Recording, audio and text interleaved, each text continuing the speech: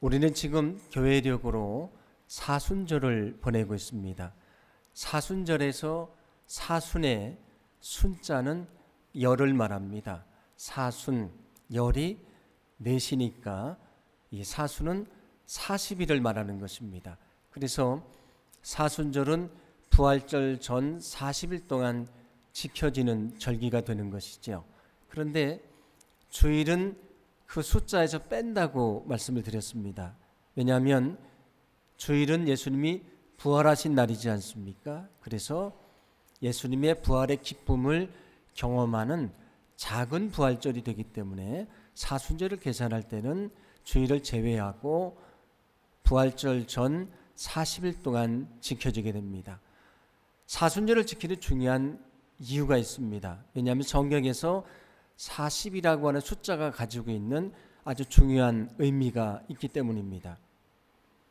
이스라엘 백성들이 출애굽을 해서 광야에서 40년을 지내지 않습니까? 그리고 가나안 땅에 들어가게 됩니다.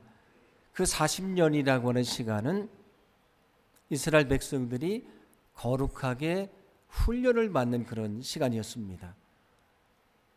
모세는 시내산에 40일 동안 있으면서 율법을 받았다고 말씀을 하지 않습니까? 우리가 잘 아는 대로 예수님은 공생애를 시작하시기 전에 40일 동안 광야에서 금식하고 기도하시면서 그 공생애를 준비하셨다고 말씀을 합니다. 뿐만이 아니고 예수님이 부활하신 다음에 이 땅에 40일 동안 계시면서 사역을 이어가시고 승천을 하셨다고 말씀을 하지요. 이처럼 성경에서 40이라고 하는 숫자는 하나님의 더 큰 역사를 위해서 준비하고 훈련한다고 하는 그런 의미를 가지고 있습니다. 그래서 우리가 사순절을 지키는 것인데 우리가 이번 사순절 기간 동안 우리의 믿음을 훈련하는 거룩한 시간이 되기를 간절히 소망합니다. 이 땅에 주님이 다시 오실 것이지 않습니까? 이 시간 동안 다시 오시는 주님을 맞이할 수 있는 준비를 할 수 있는 그런 귀한 시간이 될 수 있도록 주님이 축복해 주실 줄로 믿습니다. 말라기 4장 5절 말씀을 보시면 이 땅에 메시아가 오시기 전에 먼저 엘리야를 보낼 것이다 그런 말씀이 나옵니다. 그러면 약속하신 엘리야가 누구인가? 예수님은 분명히 말씀하셨는데 그 엘리야는 세례 요한을 말하는 것입니다. 그러므로 세례 요한은 예수님이 이 땅에 오실 때에 예수님을 맞이할 수 있는 준비를 사람들에게 시킨 사람이 세례 요한입니다. 자, 그러면 무엇으로 예수님의 오심을 맞이할 수 있도록 준비를 시켰던 것인가? 그것은 바로 회개로 인도하는 세례라고 하는 것입니다. 오늘 말씀 앞에 있는 누가복음 3장 3절 말씀은 이렇게 말씀하는데 우리 함께 봉독합니다. 요한이 요단강 부근 각처에 와서 죄사함을 받게 하는 회개의 세례를 전파하니. 아멘. 세례 요한이 죄사함을 받게 하는 회개의 세례를 전파했다, 세례를 행했다 말씀하지 않습니까? 여기 죄사함을 받게 하는 회개의 세례라고 말씀을 하니까 이렇게 생각할 수도 있습니다. 그러면 세례라고 하는 것이 죄사함을 받았다는 증거가 되는 것이구나 그렇게 생각할 수도 있고요. 세례를 받은 사람은 다 죄사함을 받은 것이구나 그렇게 생각할 수도 있지 않습니까? 그런데 원래의 회개의 세례의 원래 의미는 회개를 위한 회개로 이끄는 세례라고 하는 의미입니다. 세례를 통해서 회개하도록 하고요. 회개로 이끄는 것이다 그런 얘기입니다. 고린도전서 10장 말씀을 보시면 이런 이야기가 나오는데 이스라엘 백성들이 홍해를 건너지 않습니까? 물을 건너가게 되지요. 자, 그것을 무엇에 비유를 해서 말씀하냐면 구름과 바다 사이에서 세례를 받은 것이다 얘기를 합니다. 자, 홍해를 건넌 것은 세례를 받은 것이다 얘기를 합니다. 자, 그러면 홍해를 건넌 이스라엘 백성들이 다 가나안 땅에 들어갔습니까? 아닙니다. 홍해를 건넜지만 출애굽 1세대들은 하나님을 거역하다가요 광야에서 다 죽었습니다. 누구만 들어가냐면 여호수아와 갈렙, 출애굽 2세대들만 가나안 땅에 들어갔습니다. 이것은 뭘 말씀해 주냐면 우리가 세례를 받았다고 할지라도 정말로 진심으로 죄를 회개하고요 용서받지 않으면 천국에 들어갈 수 없다는 것을 말씀해 주는 것입니다. 우리에게 가나안은 천국을 말하지 않습니까? 너희가 아무리 세례를 받았다고 할지라도 정말 죄를 회개하고 죄사함을 받지 않으면 하나님 나라에 들어갈 수 없다, 그런 말씀입니다. 그래서 오늘 7절 말씀을 보면 세례를 받으러 오는 사람들, 그런데 진실한 회개가 없습니다. 세례를 받으러 오기는 오는데 진실한 회개를 하지 않는 사람들을 향해서 세례요한이 이렇게 외칩니다. 오늘 7절 말씀을 같이 봉독합니다. 세례를 받으러 온 군중에게 이렇게 설교하였다. 독사의 자식들아, 너희는 진심으로 하나님께 돌아오려 하지 않고 지옥만을 피하려 하고 있다. 그게 바로 너희가 세례를 받으려는 이유가 아니냐. 아멘. 진실한 회개가 없이요 세례를 받으러 오는 사람들을 향해서 말씀하는 것입니다. 너희가 세례를 행했다고 죄사함을 받는다고 생각하지 말아라. 너희가 세례를 받아도 정말 진실한 회개를 하지 않으면 용서받을 수가 없는 것이다. 너희는 구원받을 수가 없는 것이다. 그런 말씀입니다. 그리고 오늘 성경은 뭐라고 말씀합니까? 세례를 받으러 오는 사람입니다. 세례에 관심이 없는 사람이 아니고요. 세례를 받으러 옵니다. 그런데 형식적인 세례를 받으러 옵니다. 마음속에 진정한 회개가 없습니다. 그들을 향해 뭐라고 말씀합니까? 이 독사의 자식들아. 세례를 받으러 오는 사람을 향해 이 독사의 자식들아 라고 외칩니다. 독사는 뱀이지요. 뱀은 사탄을 말합니다. 너희가 세례를 받아도 진심으로 회개하고 용서받지 않으면 너희는 하나님의 자녀가 아니고 여전히 독사의 자식이다. 사탄의 자녀가 된다. 그런 말씀이지 않습니까? 우리가 죄사함을 받아야 천국에 들어가지 않습니까? 우리에게 필요한 것이 무엇입니까? 진실한 회개입니다. 진실하게 회개하지 않으면 아무도 구원받을 수가 없습니다. 여러분, 우리에게 진실한 회개가 필요하다는 사실을 믿으시기를 바랍니다. 진실한 회개가 필요합니다. 그래서 요엘서 2장 13절은 이렇게 말씀하는데 우리 같이 봉독합니다. 너희는 옷을 찢지 말고 마음을 찢고 너희 하나님 여호와께로 돌아올지어다. 그는 은혜로우시며 자비로우시며 노하기를 더디하시며 인애가 크시사 뜻을 돌이켜 재앙을 내리지 아니하시나니. 아멘. 너희는 옷을 찢지 말고 너희 마음을 찢으라 말씀을 합니다. 이스라엘 백성들은 회개의 의미로요 옷을 찢고 죄를 뒤집어 썼습니다. 그런데 오늘 말씀은 어떤 말씀입니까? 너희가 아무리 옷을 찢고 그리고 죄를 뒤집어 써도 마음을 찢는 회개가 없으면 용서받을 수가 없는 것이라 그런 말씀입니다. 어떻게 우리가 죄사함을 얻고 천국에 갈 수 있습니까? 진실한 회개입니다. 이번 사순절 기간 동안 우리가 정말 철저하게 죄인인 것을 깨닫는 시간이 되기를 간절히 소망합니다.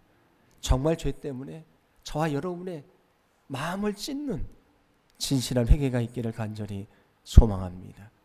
그때 저 십자가의 은혜로 우리가 구원받았다고 성령을 통해 우리 마음속에 확증을 허락해 주실 줄로 믿습니다. 어떤 분이 병원에 갔더니 이제 1년이나 1년 반만 사실 겁니다. 그렇게 얘기를 했답니다. 근데 그분이 뭐라고 말씀하시냐면 이제 제게 남아있는 것은 회개하는 것밖에 없습니다. 남아있는 시간 동안 나의 죄를 철저하게 회개할 것입니다. 그래 나는 깨끗하게 하나님 앞에 설 수 있기 때문입니다. 우리 인생의 가장 중요한 문제는 죄사함을 받는 것입니다. 소망하기는 이번 사순절 기간 동안 우리가 정말 눈물로 엎드려 기도하고 죄사함을 받고 하나님의 자녀로 거듭날 수 있는 거룩한 축복이 있게 되기를 간절히 소망합니다. 오늘 성경 8절은 이렇게 말씀을 합니다. 우리 같이 봉독합니다. 그러므로 회개에 합당한 열매를 맺고 속으로 아브라함이 우리 조상이라 말하지 말라. 내가 너희에게 이르노니 하나님이 능히 이 돌들로도 아브라함의 자손이 되게 하시리라. 아멘. 오늘 성경은 회개에 합당한 열매를 맺으라 말씀을 하지 않습니까? 아까 마음을 찢는 회개가 있어야 된다 말씀을 드렸습니다. 진실한 회개가 있어야 된다고 말씀을 드렸는데 그 사람이 정말 진실한 회개를 했는지 안 했는지를 어떻게 알 수 있는가? 그 회개의 열매를 보면, 삶을 보면 알 수 있다고 하는 말씀이지 않습니까? 왜냐하면 우리가 정말 진실하게 회개를 했다면 회개의 열매가 반드시 나타나기 때문입니다. 만약에 나타나지 않으면 그 회개는 진짜가 아닌 것입니다. 예수님이 마태복음 7장 16절부터 18절에서 이렇게 말씀하셨는데 우리 같이 봉독합니다. 그들의 열매로 그들을 알지니 가시나무에서 포도를 또는 엉겅퀴에서 무화과를 따겠느냐. 이와 같이 좋은 나무마다 아름다운 열매를 맺고 못된 나무가 나쁜 열매를 맺나니 좋은 나무가 나쁜 열매를 맺을 수 없고 못된 나무가 아름다운 열매를 맺을 수 없느니라. 아멘. 좋은 나무는 좋은 열매를 맺습니다. 당연하지요. 나쁜 나무는 나쁜 열매를 맺습니다. 그가 정말 회개한 것이 진실한 것이라면 회개 열매가 반드시 있다고 하는 것입니다. 만약에 회개했다고 말하지만 삶의 변화가 없다, 회개 열매가 없다, 그 회개는 진짜가 아닌 것입니다. 우리 삶 속에 회개의 열매가 있어야 된다는 사실을 믿으시기를 바랍니다. 회개의 열매가 반드시 있어야 되는 것입니다. 그가 정말 회개하고 용서받은 증거라고 하는 말씀입니다. 세례요한은 진정한 회개를 하지 않으면 멸망받을 것이다 그렇게 외쳤습니다. 그랬더니 사람이 그 말씀을 듣고요 마음에 두려움을 느꼈습니다. 그때 사람들이 두려워하며 이렇게 말합니다. 그러면 우리가 어떻게 해야 되겠습니까? 회개하지 않으면, 열매를 맺지 않으면 멸망당한다고 말씀하셨는데 우리가 어떻게 해야 되겠습니까? 그때 세례 요한의 대답은 이런 것입니다. 누가복음 3장 10절부터 14절 말씀인데 같이 봉독합니다. 무리가 들어 이르되 그러면 우리가 무엇을 하리이까? 대답하여 이르되 옷 두 벌 있는 자는 옷 없는 자에게 나눠줄 것이요 먹을 것이 있는 자도 그렇게 할 것이니라 하고 세리들도 세로 받고자 하여 와서 이르되 선생이여 우리는 무엇을 하리이까 하매 이르되 부과된 것 외에는 거두지 말라 하고 군인들도 물어 이르되 우리는 무엇을 하리이까 하매 이르되 사람에게서 강탈하지 말며 거짓으로 고발하지 말고 받는 급료를 족한 줄로 알라 하니라. 아멘. 사람들을 향해 뭐라고 말합니까? 너희의 옷과 먹을 것을 가난한 자들에게 나눠줘라. 사랑을 실천하라 그런 말씀이죠. 세리들을 향해서 얘기합니다. 정해진 세금 이외에 부당하게 과한 세금을 거둬들여서 이득을 취하지 말아라. 너희 삶이 변화되어야 된다. 그런 말씀이죠. 군인들을 향해 뭐라고 말합니까? 너희 힘으로 강탈하지 말아라. 이제 그 삶을 더 이상 해서는 안 된다. 그런 말씀이지 않습니까? 진정한 회개를 했다면 반드시 열매가 있는 것입니다. 삶의 변화가 찾아오는 것입니다. 저와 여러분은 어떻습니까? 우리가 정말 철저하게 죄인인 것을 깨닫고 있는 것인가? 정말 죄 때문에 가슴을 찢는, 마음을 찢는 회개를 정말 한 것인가? 만약에 정말 회개를 했다면 우리는 회개 열매를 맺으며 정말 살고 있는 것인가? 요즘 사회 속에서 그리스도인들의 신뢰도가 많이 떨어졌습니다. 옛날에 그 사람 예수 믿는 사람이야 얘기하면 무슨 얘기입니까? 그 믿을 만한 사람이야, 틀림없어, 그런 얘기입니다. 그런데 요즘은 그렇지 않습니다. 왜 그럴까요? 이 땅에 많은 그리스도인들이 말합니다. 나는 죄를 고백하고 용서를 받았습니다. 나는 하나님의 자녀가 됐습니다. 저 세상에 죄악 속에 사는 사람들과 나는 다른 것입니다. 그런데 이 땅에 많은 그리스도인들이 세상을 살아갈 때에 우리가 그렇게 말하는 세상 사람들보다 더 높은 도덕성을 가지고 살거나 거룩한 모습을 살지 못하고 있습니다. 회개하고 용서받았다고 말하지만 회개 열매가 없는 것입니다. 삶의 변화가 없는 것입니다. 회개 열매가 없으면 자기만 부끄러운 것이 아닙니다. 하나님을 부끄럽게 하는 것이죠. 하나님의 영광을 가리는 것입니다. 여러분, 우리가 정말 회개하고 용서받고 회개 열매를 맺는 그런 거룩한 삶이 되기를 간절히 소망합니다. 그때 우리가 하나님의 영광을 드러내게 되는 것이고요. 그리고 이 땅에 선한 영향력을 끼칠 수 있는 능력 있는 삶을 살게 될 줄로 믿습니다. 오늘 9절 말씀은 이렇게 말씀합니다. 같이 묵상합니다. 이미 도끼가 나무 뿌리에 놓였으니 좋은 열매 맺지 아니하는 나무마다 찍혀 불에 던져지리라. 아멘. 좋은 열매를 맺지 않은 나무마다 찍혀서 불에 던져지리라 말씀을 하지 않습니까?